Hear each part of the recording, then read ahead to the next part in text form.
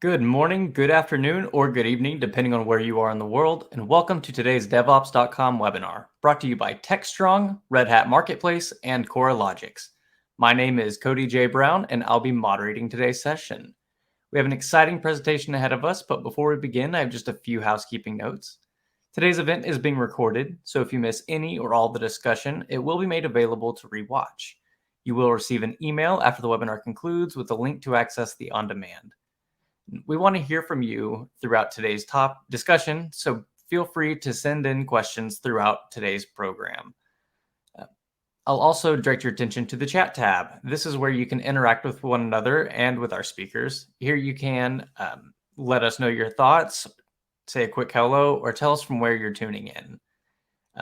Also, the presentation materials for today's course have been made available to you in the handouts panel on the right side of your screen, so be sure to download those materials.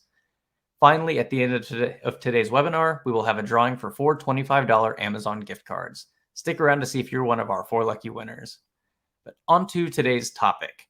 Autoscaling a 1,000 nodes Kubernetes, Kafka, and Elastic stateful cluster. And I'm joined today by Oded David, Head of DevSecOps for CoreLogix. It is my pleasure at this time to turn the floor over to Chris Cooney to get us started. The CoreLogix webinar. Today we're going to be talking about a really interesting topic. It's something that most engineers that I meet bump into on a regular basis. It's a really important DevOps challenge, and it covers 3 of probably the most commonly used operational tools and just general software tools that I see at the moment, which is Kafka, Elastic, and Kubernetes. I'll give a very brief introduction to myself. Hello there, I'm Chris. I am a senior cloud engineer. I've worked at a bunch of different companies. Right now I'm working at a very large UK-based retailer called Sainsbury's. My major focus has always been on observability, resilience, how to make engineers enjoy coming to work, but also mean that they're not solving the same problems over and over again, building that great engineering platform. Oded, how about a little bit about yourself? Hi, Chris. So good day, everybody. My name is Oded. I'm leading the platform team at CoreLogix, where my team and I are mostly responsible for our environment behavior, from Kubernetes to the infra that can be, in our case, Kafka Elastic, and the way that it's all being monitored. Thank you. Brilliant. Thank you very much, Oded. So this is where we're going to go, okay, guys? So we're going to cover a lot of ground in this webinar. There's a great deal of information to pack in, and we're going to try and grow our knowledge, okay? So this is the final picture. We're going to talk about everything from spinning up Kubernetes clusters, guiding design principles, observability, high availability cluster using Prometheus, responding to event-driven data, and how to use that as the really bedrock of an autoscaling and upscaling strategy. We're going to talk about instance types, instant classes, cluster autoscalers, absolutely everything, frankly. We're going to talk about Kafka, Elastic, and running those at scale, and some of the brilliant experience that Oded has collected over the years. So hopefully you can bring that back to your architectures and really improve what you've got already. So there's no reason to mess around, so let's get straight into it. So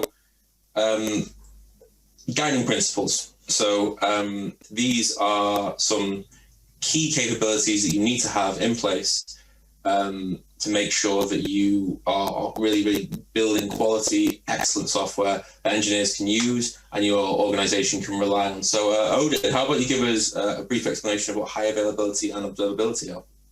Okay, so in our case, observability is basically our ability to get decision based on any event-driven behavior that our system observe. It can be monitoring metrics coming from Prometheus, CoreLogix, or any other logging or monitoring product. It can be business decisions that are coming from the business. All are gathered and set up to one centralized place, which basically allows us to get a reactive or proactive decision based on the event of the system. In the case of high availability, and CoreLogix is a company that believes in providing the highest availability and stability to our customers. We basically want to make sure that our system is stable, is available, which means that our services fulfill the SLA that we as a company expect them to fulfill. For some people watching, they'll hear observability a lot, and they'll hear of observability and monitoring. So what's the difference between observability and monitoring? So in the past, people use monitoring. When it comes to observability, it basically means that we have a lot sources of data, of events that are coming in. And based on those events or on those KPIs, I need to get a decision. This decision is coupled with my business. My look at my system is a business-oriented look. And in order to achieve this observability, in this case, I'm getting a lot of data which provide me the full picture. And I'm setting up KPIs based on those data. And so instead of looking at the world as 0, 1, I'm looking at it as an unlimited indicators that allows me to get the SLA or the behavior that I expect from my system. Brilliant, thank you very much. I think the strapline I hear an awful lot about the two is kind of monitoring is having a set of preset questions and being able to ask them, but observability is being able to just go in and ask anything you want, whenever you want. You know, there's nothing fixed in place. How do you feel about the definition? So I agree with the definition, but it all depends on the events or the data that is getting into the system. In the case of monitoring, you have a predefined question or predefined answers because you only have a specific set of data that you made it up front. So the questions, answers, the answers are for the questions that you already know the answer for. In the case of observability, I allow you to ask any question because they have all the data. So we've covered high availability, we've covered observability. I think they're brilliant working definitions. So to be clear on what these capabilities mean, with high availability, it's, you know, you can lose instances, things can break, but the whole system remains. Data isn't lost. There is no lasting impact. And with observability, it's that key ability to see and ask any questions you want, and to be able to do that whenever you like without having to prepare things all up front. So let's step forward. So what I'm really interested in is what that observability actually looks like.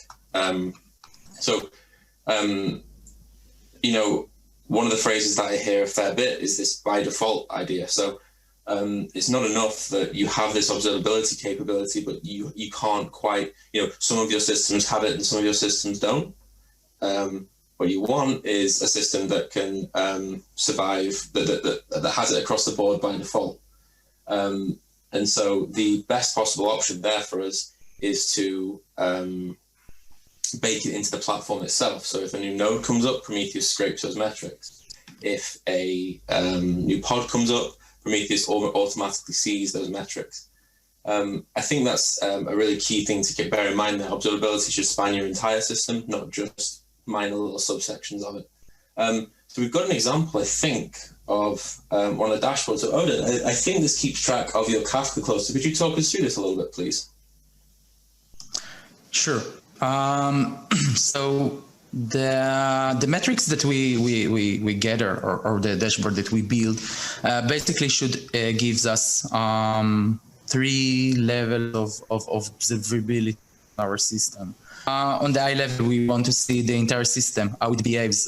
If I see something which affects globally in our entire system, I would like to see it first, changing in the number of replicas, changing in the number of brokers, failure of a specific broker. The other part, and again, this dashboard is pretty huge, and you cannot see the entire dashboard here, but if you feel the need that you need the dashboard for Kafka, Elastic, etc., just ping me and I will share it with you. So the other part is basically getting into the Kafka or the Elastic internally, which means I want to be able to see lag behavior. I want to see the request queue size. I want to see response queue size. I want to see how the message behaves. behave, the rate that the topics I'm working on, the number of commits that I have in the cluster. And the third metrics that we achieve or we are looking at in our company is the behavioral metrics, or mostly KPIs, which basically give us how the resource usage and the logical usage is connected to the business, how it affects on my customers, what partition affects on which customers, how is the SLA affected by changes in Kafka, etc., etc.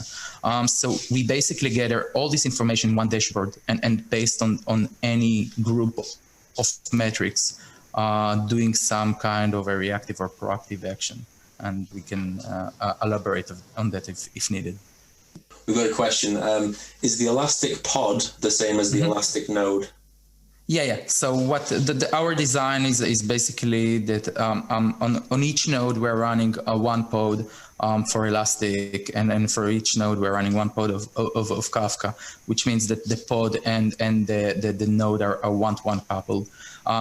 We on that extent we add a lot of daemon sets that allows us to inspect the behavior of this node and pod, which means that we add things like node exporter, Kafka exporter, Elasticsearch exporter, node problem detector, and another things like node termination enter, etc.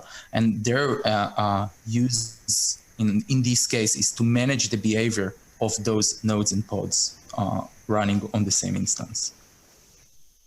Brilliant, thank you. And there's another question here. Are you using daemon sets for that? But I'm not sure what that refers to.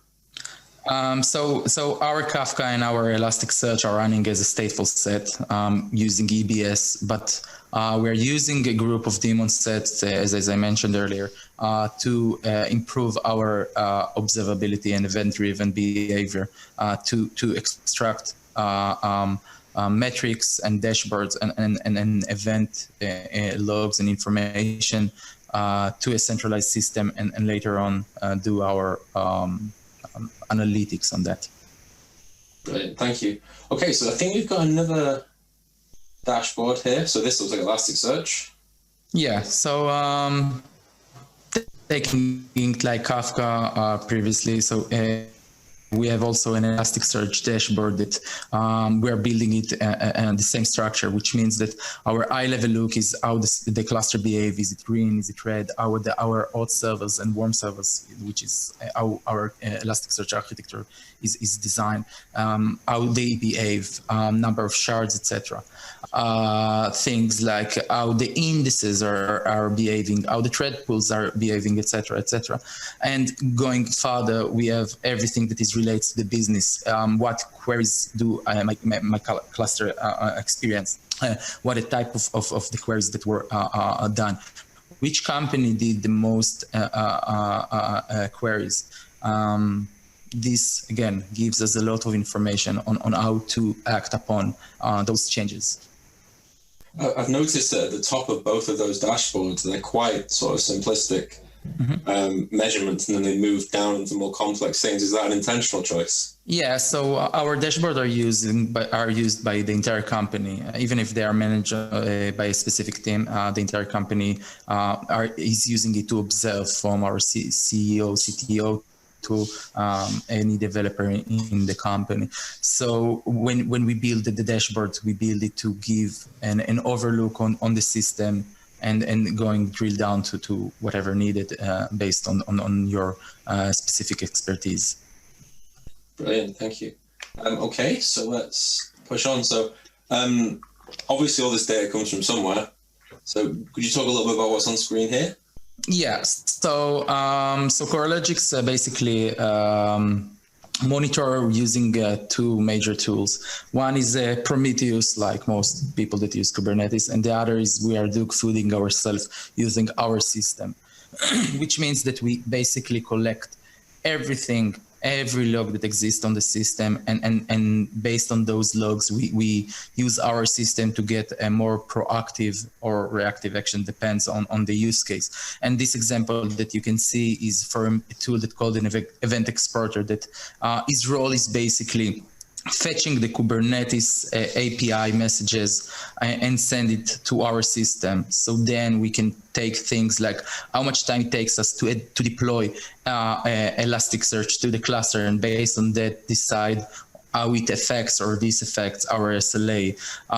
We can take this information and based on it identify patterns that happens in the system and use our product to identify anomalies and other stuff. And it all is done by finding the right tools that will send the right data or the event-driven data and get decision on a centralized system like Prometheus, again, CoreLogix, or any other system in this field. Brilliant. So we've got a couple of questions coming through quickly. So first is, how do you share your storage across instances for high availability? So we're talking on which storage? The Elasticsearch storage, the Kafka storage, or the services storage? Let's start with Elasticsearch, and then we can... Okay, so in the case of Elasticsearch, again, we're using stateful set, and each node in the cluster is using its own EBS. And by using its own EBS, it basically all the entire information that this node is running. And we're using, of course, a replication to the cluster in order to replicate this data between nodes. So for Kafka, we're using an EBS with ST1. We're not using an i3 or something like that. And because we are trying to achieve the stability as much as possible. For Elastic, we separate it for auth services, which are more of ingest-oriented or CPU affected, and those as also an EBS disk, which are SSD, which again shared by a replication. And we have warm services that are considered less critical, and they're also all EBS with an SSD. But you actually answered the next question as well, so good work. So I will mark that one. Cool.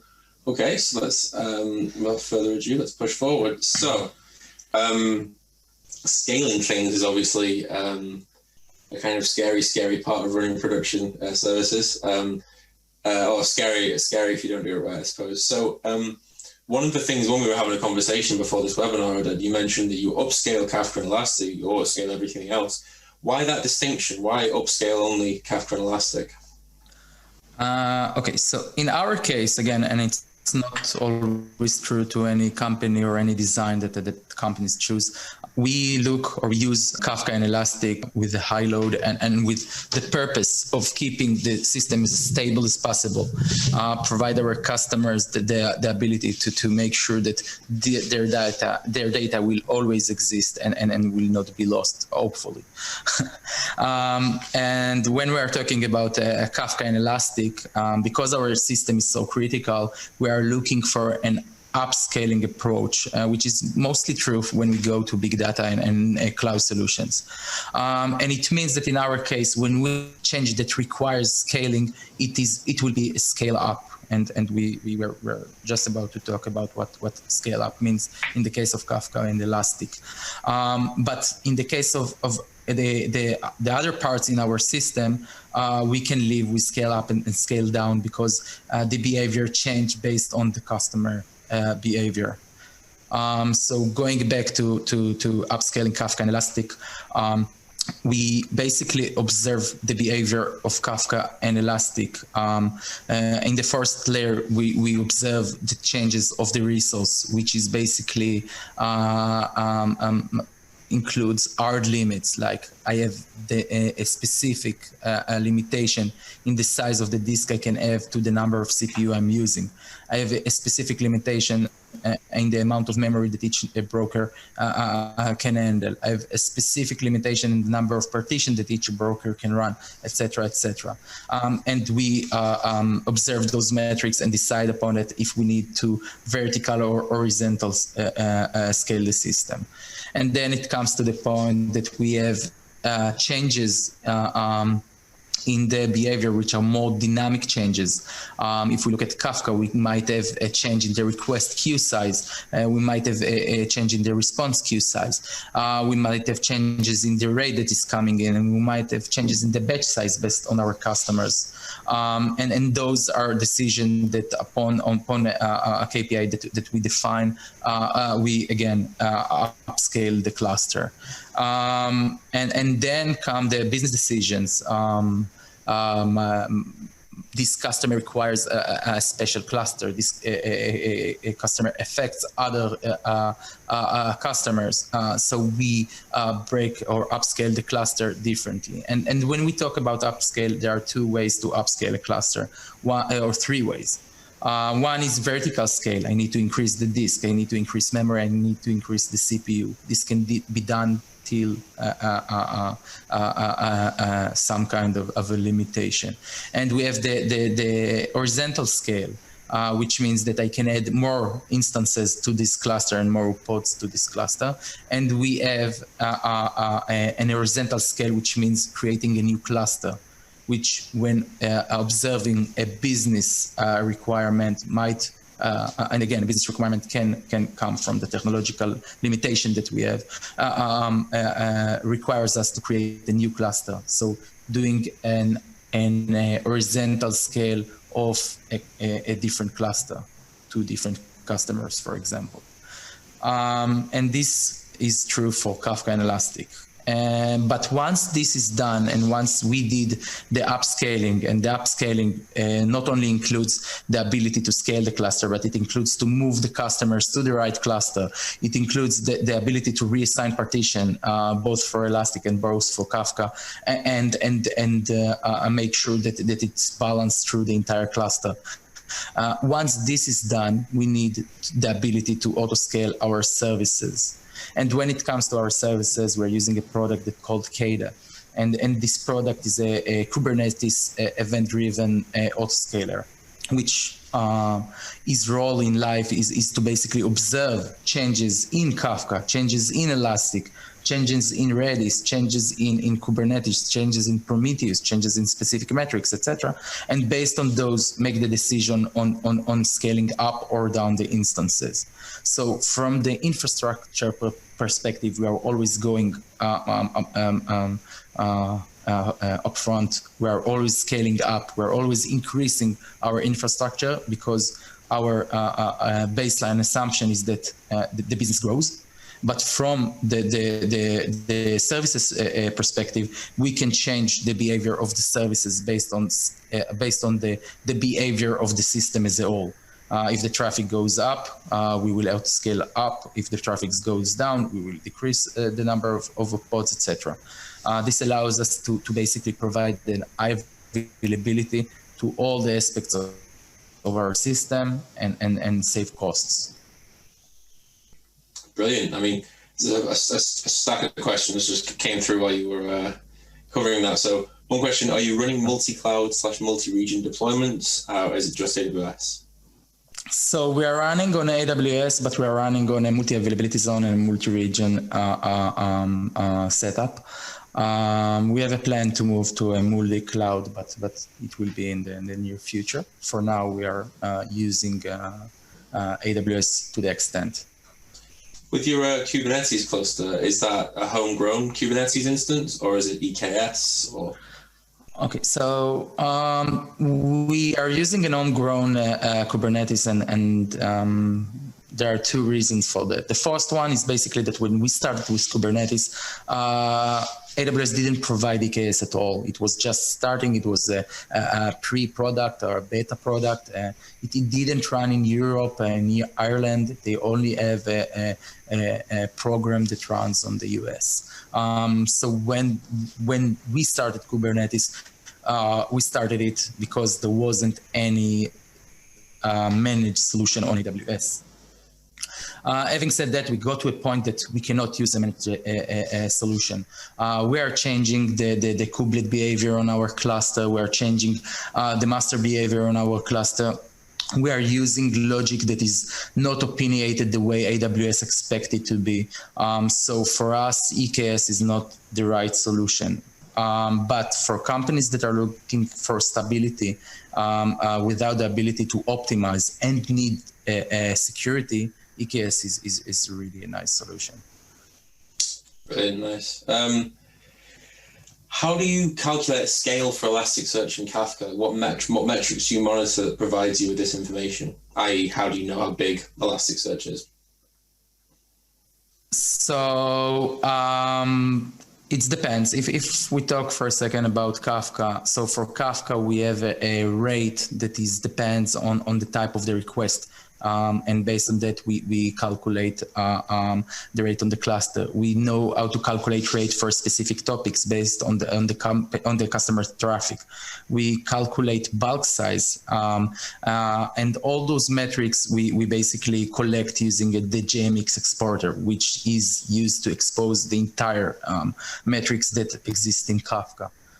For those of you who need the dashboard using for Kafka, which is pretty much generic, and the setup for that, feel free to ping me and I will share it with you. We have a bunch of metrics. Again, most of them are being collected from the JMX exporter, and we have the KPI we define to our organization, to our customer behavior, to the number that we agree upon.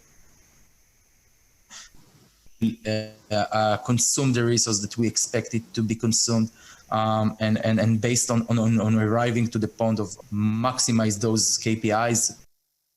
I actually think while we're waiting, I'm in a luxurious position to be able to answer one of the questions. So how is autoscaling handled, and is it some site configuration of Kates or by applying change program after this event? The most common mechanism for autoscaling a Kubernetes cluster is obviously the cluster autoscaler service. So this works across cloud, most commonly, my experience with AWS. With AWS, the cluster autoscaler will essentially alter the values on an autoscaling group. So you have a desired amount, a max amount, and a minimum amount, and the cluster autoscaler pod will increase and decrease that desired amount based on whether there's room in the pod. So it takes information from the scheduler in Kubernetes, which is responsible for allocating pods to certain nodes. So I think that's a stack of questions we need to get through. As brilliant, actually, loads of really good ones here. So first of all, what is the high availability for the Prometheus configuration you're using? So how do you keep Prometheus going, and how do you handle outages in Prometheus? We have our Kubernetes. Our Prometheus design is you hear me because. It's okay? You hear me okay? Okay. So our Prometheus design is based on Prometheus and Thanos today. The way we handle Prometheus is basically we have a concept that was set up by our chief architect in the company, which called the CX product, which means that a group of services are being basically monitored using two Prometheuses. And again, you can think of it as like a manual sharding, but it's more than that, because it's a manual sharding based on the business purpose of the services it monitored. So we have a Prometheus that is basically, or two Prometheuses in this case, that is set up for services, and it's true for any group of services that are running in the system. And all of those Prometheus are working with Thanos, and they have a front end or a query, a querier that sits remotely and basically connect to all of them and allow us from one centralized place using Grafana and the Thanos front end to be able to query those entire Prometheuses setup. So we achieve high availability by using two Prometheus or three Prometheus, depends on the design for a group of services. And of course, we have again an observability and monitoring that monitors the Prometheus and knows how to set up limitation, like the number of samples that the Prometheus allows us to read, etc. And it is done as some kind of a manual or business sharding based on the purpose. And again, when I say manual sharding, it's not that I'm doing it manually, it's that by design Prometheus doesn't do sharding by itself. So we set up a group of Prometheuses and basically treat them as an exporter from the point of view of our system. So basically a scraper that collects all the information for a group's services and send it to the next service in the line. Thank you. So there's we're not going to be able to get through all these questions, a whole bunch. So sorry about that in advance. How do you? Okay, so do you use the Kafka lag exporter? Lag, maybe log? I'm not sure.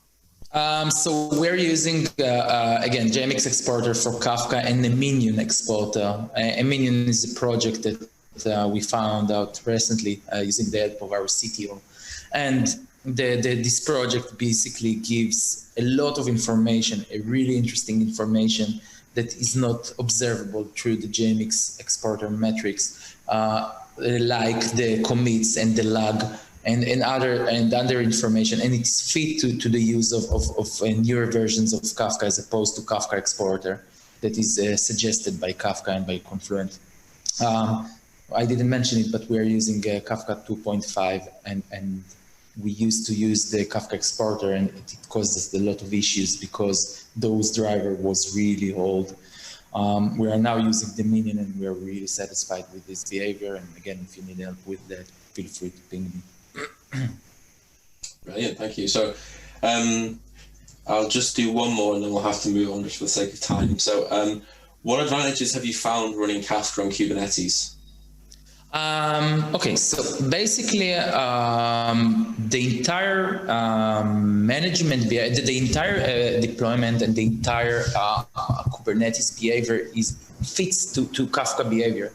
Again, when it comes to scaling, by design, Kafka is meant to upscale and not downscale.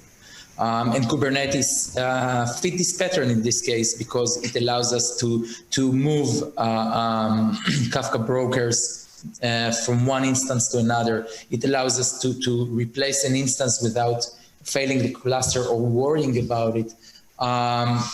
It allows us to control deployments more easily, and it allows us to shard information between availability zones really easily.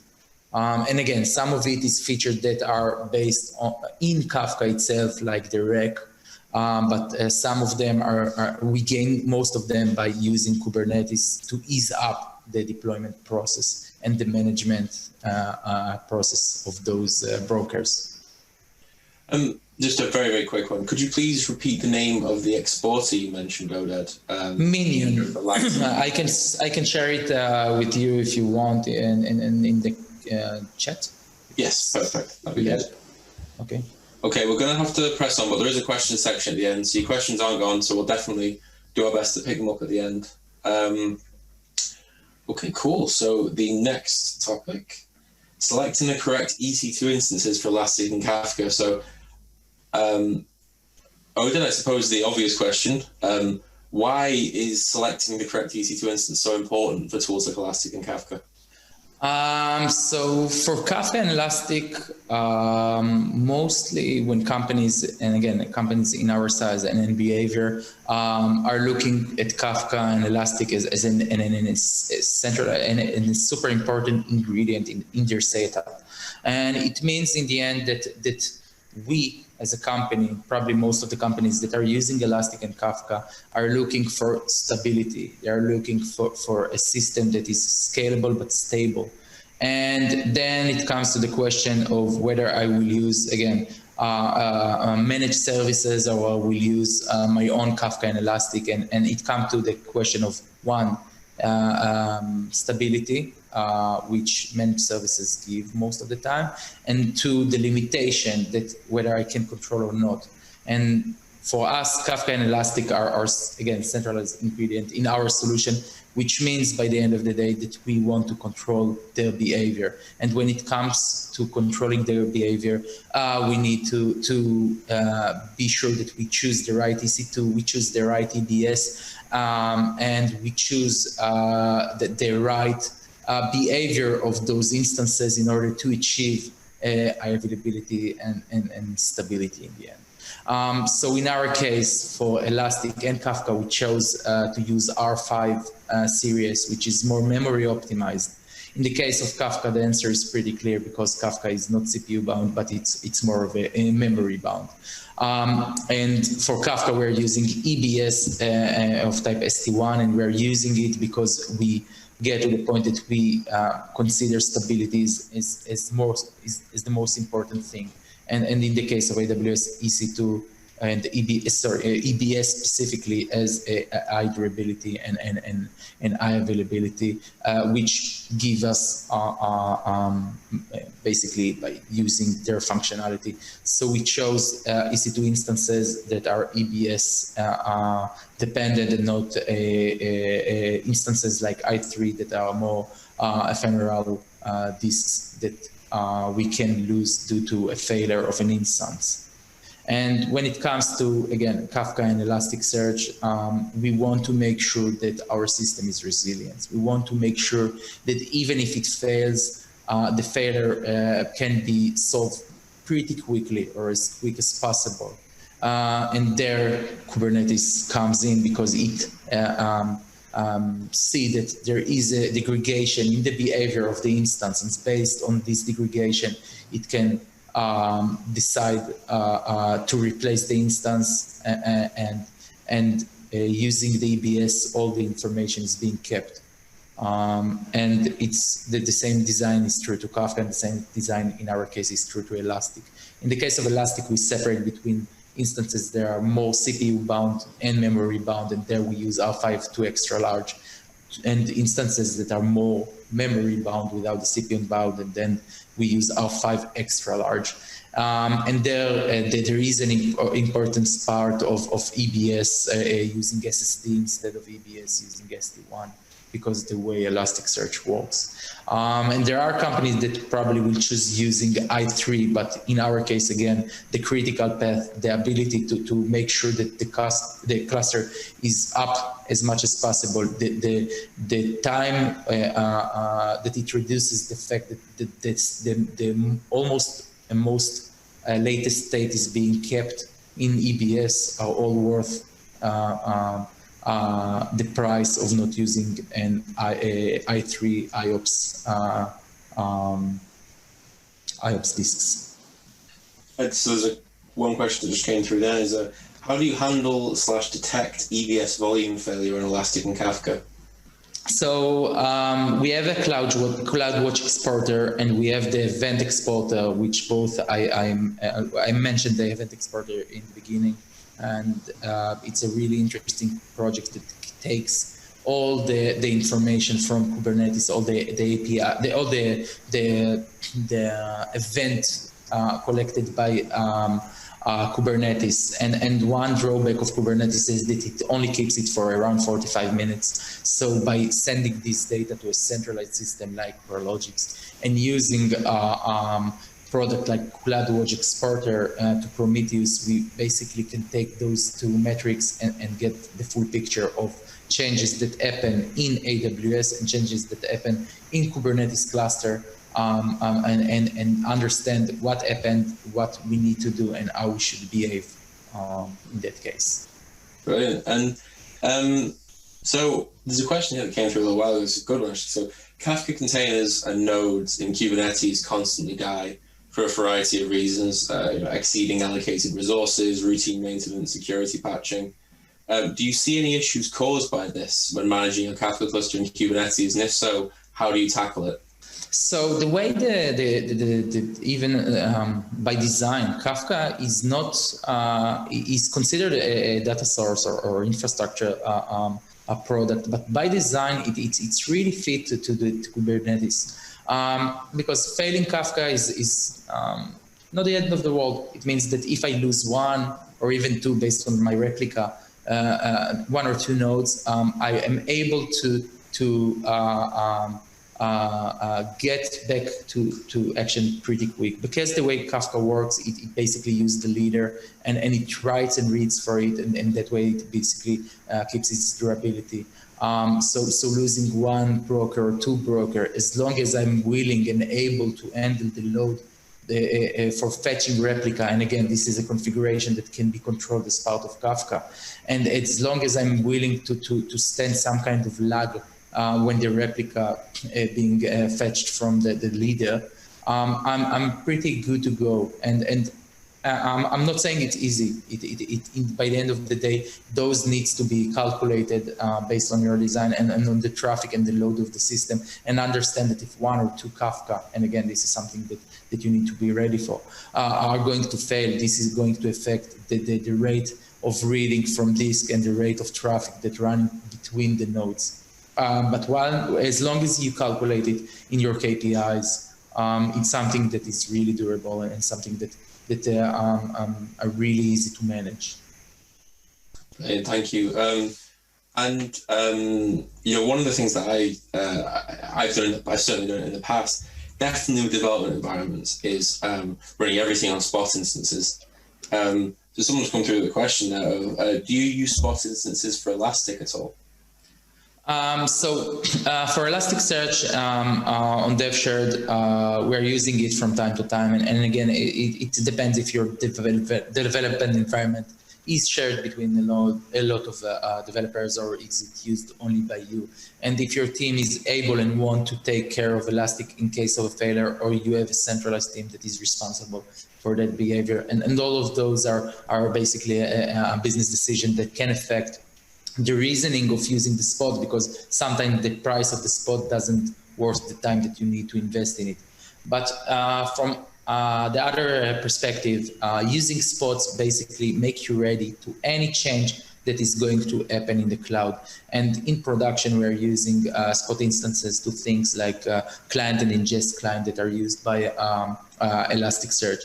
The other parts, which are more data oriented, we keep as our eyes, because we want, again, to keep the stability of our customers. It doesn't mean that if it fails, our data is lost or we have an issue, but it means that we want it, most of the time it won't fail.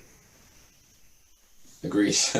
And it's by the way, it's super different from the way we are looking on services. From the services point of view, we want them to fail as much as possible and to be durable and available as much as possible, which means that we put them on Spot.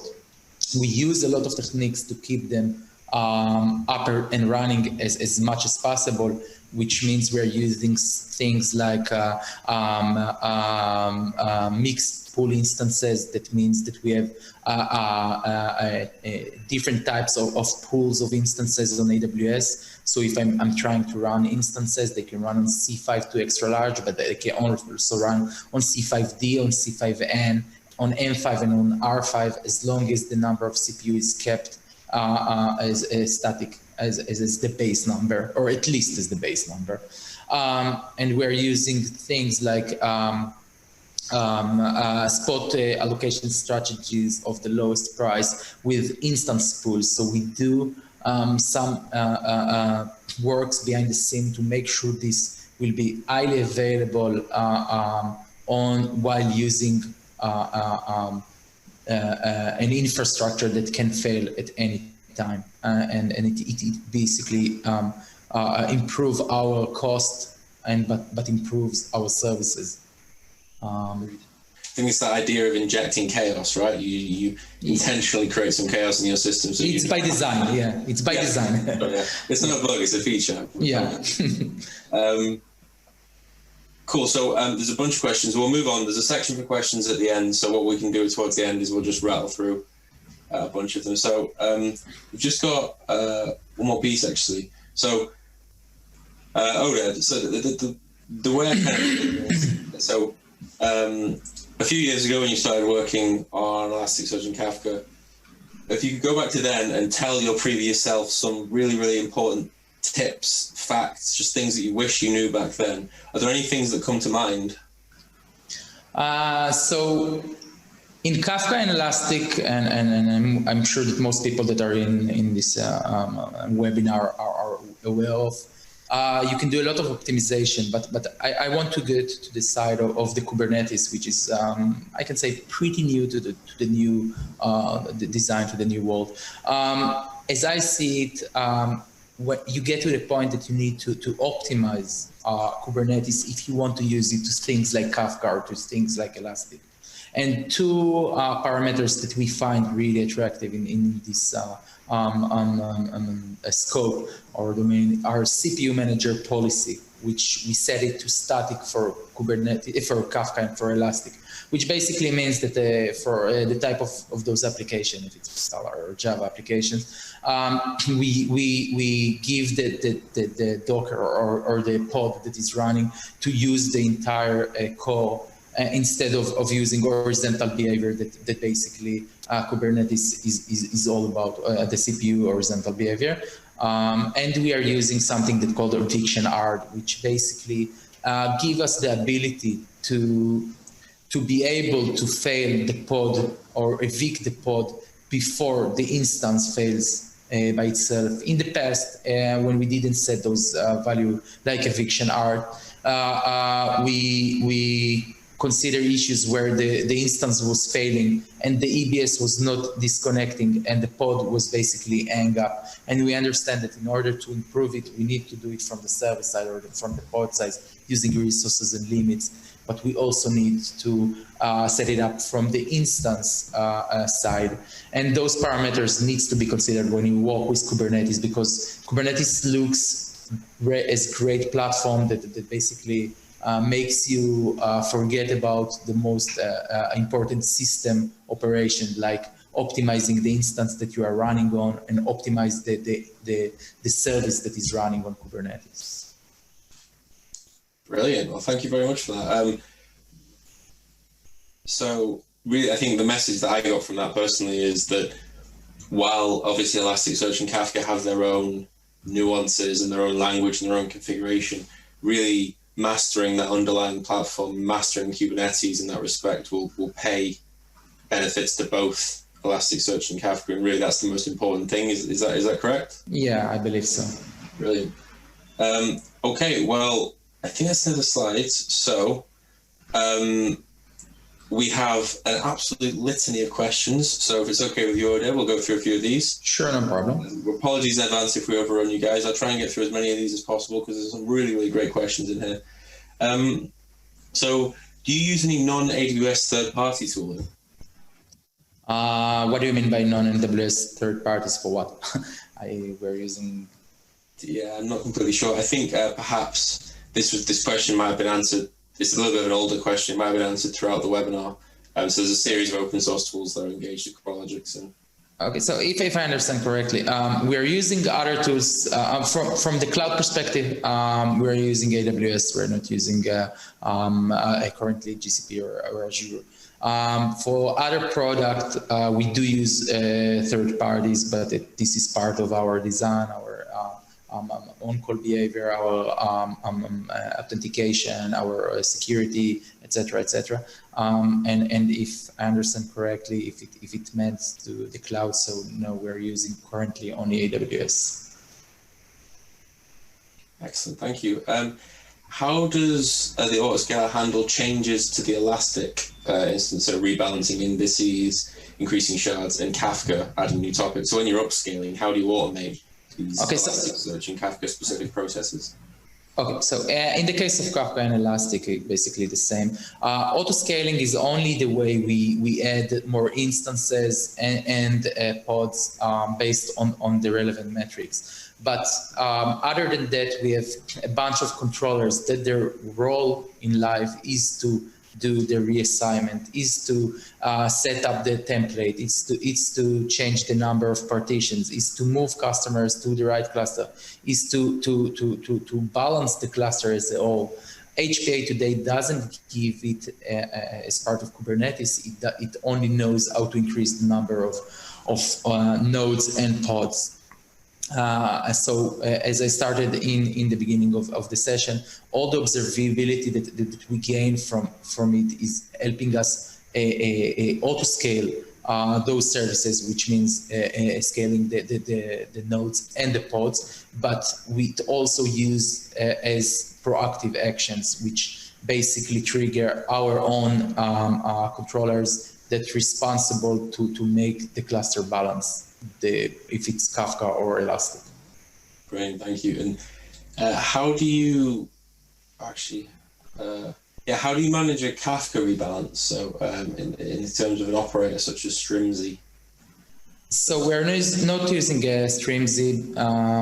I can say that we read about it and we thought about using it, and we thought about using cruise control, and we had a lot of thought about using operator for this purpose. And up until now, we didn't see any operator that help us to fulfill our scenarios. We saw a lot of operators, each one of them as a small part of our needs. But our need, it depends on the way we manage our business, whether a developer is the one that is responsible to set up the topics, and then CRUD is a great solution. Their streams really help you to achieve it.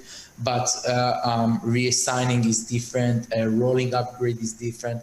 So today we are facing two options: either to build something ourselves, and we are doing it using a smaller part of controllers, like controllers that are not gathered to an operator, or taking an existing operator and add to it the mechanism that we already built.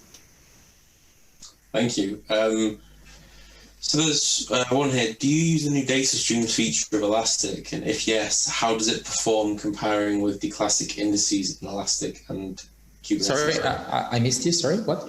Are you using the new data streams feature in Elastic? No, we most of the data streams that we're using are developed on our side.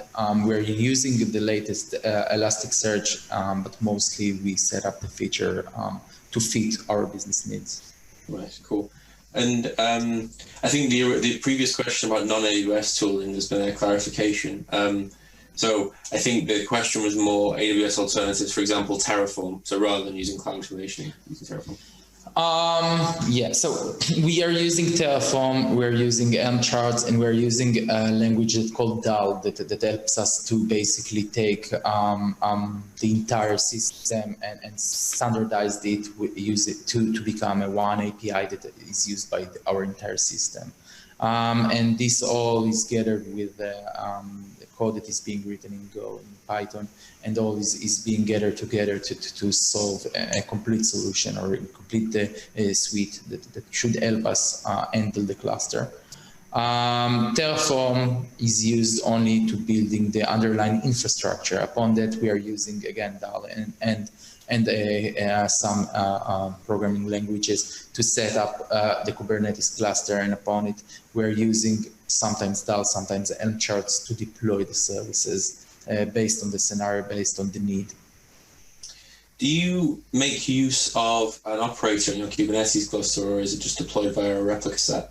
Sorry, I missed it. So for your, I'm presuming this means for your Kafka and Elasticsearch instances, do you have an operator that helps generate new instances, or do you have things deployed via a deployment in a replica set? So in the case of Kubernetes and Elasticsearch, the same is that we build something that basically do exactly that.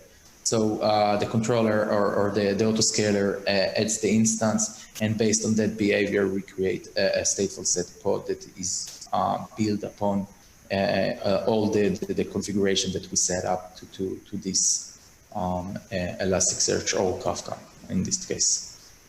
Brilliant. Do you use a single Elasticsearch cluster for all customers, or do you provision separate clusters per customer, or is it a hybrid of the two? So it's an hybrid of the two. We have customers that are running on their own cluster. We have customers that are running in a shared cluster. We have around 12 clusters that are being used for all of our customers, and it depends on the size and the behavior of each customer and each setup. But we are not managing a single one, shared one for everybody. We are managing multiple clusters in our setup. Cool. How do you manage Kubernetes version upgrades? Oh, so this is really interesting question. Kubernetes, and again, we are event-driven, and we are working on this method for any setup that we have in the system. So upon rolling upgrade, we basically have a controller that runs over the changes in metrics, and based on that, get a decision of whether to roll down the instance and wait for the new instance to come up and make sure that the service is up and running. And it's true for all for all the upgrades and changes that we do in the cluster. They are all event-driven based on Coralogics. They are all event-driven based on Prometheus. We see an event, and based on this event, we decide what to do. A good example is working with Kafka. When we want to do a rolling upgrade to Kubernetes, we need to make sure that once I'm rolling Kafka, I'm rolling one by one. I need to make sure that there isn't any lag on any of our services. I need to make sure that a change in Kafka didn't affect the behavior that the customer are experiencing.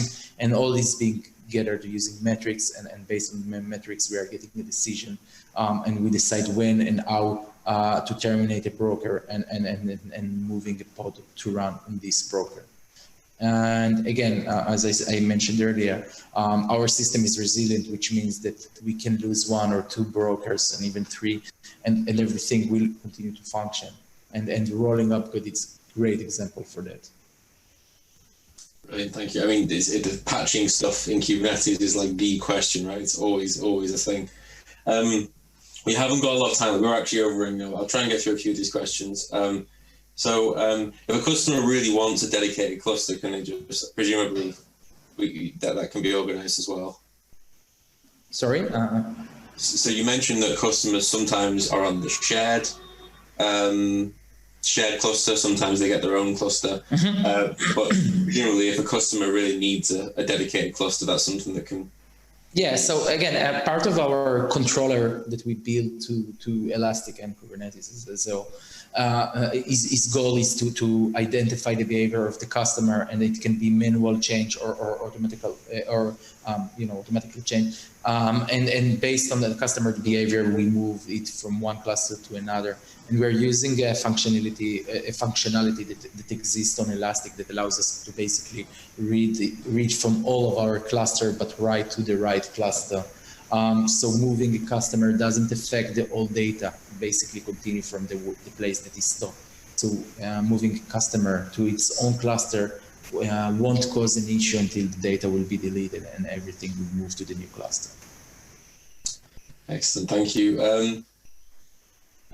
We mentioned before a plugin that you used. So what plugin would you, sorry, I'll ask the question properly. Can you write down what plugin you use to evict the pod from an unhealthy server? So, and what metrics would you use to indicate that a server is unhealthy? What plugin do I use to evict? Yeah, so I know, I suppose question number one, are there any third-party or open source tools that you have in Kubernetes that will detect when a server is unhealthy and evict a pod? Or do you just rely on Kubernetes automatically? Okay. Yeah, I understand. Sorry. So basically, we have the node problem detector, which identifies changes in the operating system. It can be an OOM, it can be a kernel issue, etc.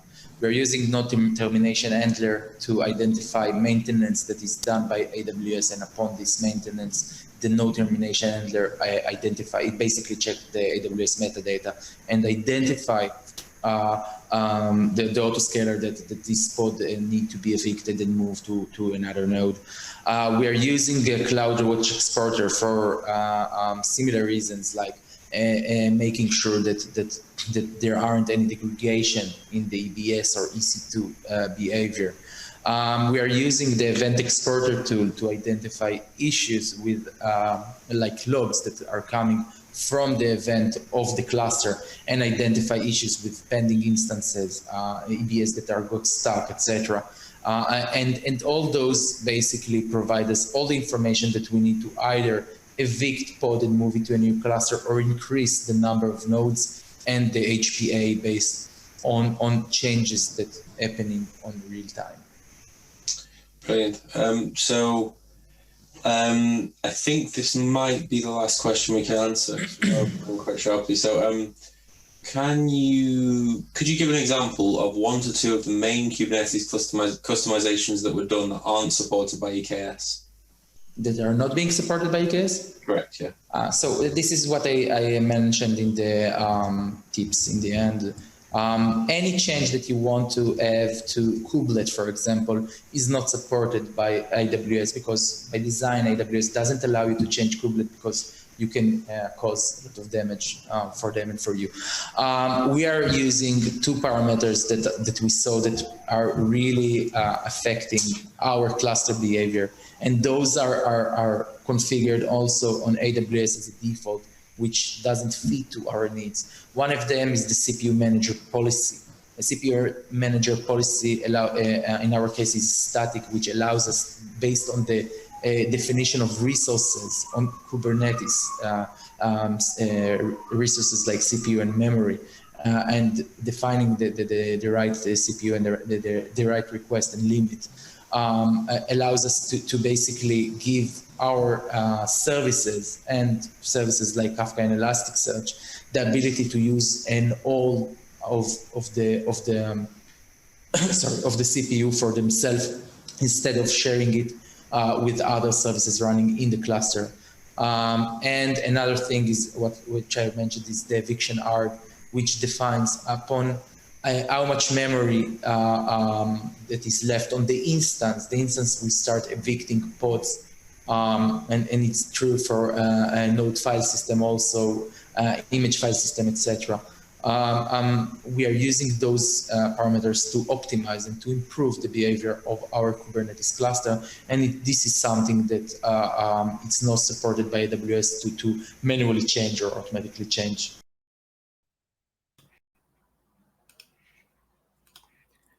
Outstanding. Well, Oded and Chris, thank you so much for being here with us. I'm sorry that I had to cut you off, but any questions that we weren't able to address today, we will be sending out to the folks at CoreLogics and Red Hat Marketplace, and they'll get those answered for you after the webinar concludes. A quick reminder that today's session was recorded. You'll receive an email with a link to access the on-demand. And you can also find the recording living on the DevOps website. Just visit devops.com/webinars. Now, on to the 4 winners of our $25 Amazon gift card drawing. Our first winner is Tony L. Our second winner is Andres C. Our third winner is Bob B. And our fourth winner is Benud E. Congratulations to the 4 of you. Keep an eye on your inbox to claim that gift card. And if you don't see an email, just check your spam folder. Again, Oded and Chris, thank you so much for taking the time to put together this program. I'd like to thank Red Hat Marketplace and CoreLogics for sponsoring today's presentation. And my last and final thanks goes to you, our audience, for being with us for the entirety of today's program. This is Cody J. Brown signing off. Have a great day, everyone.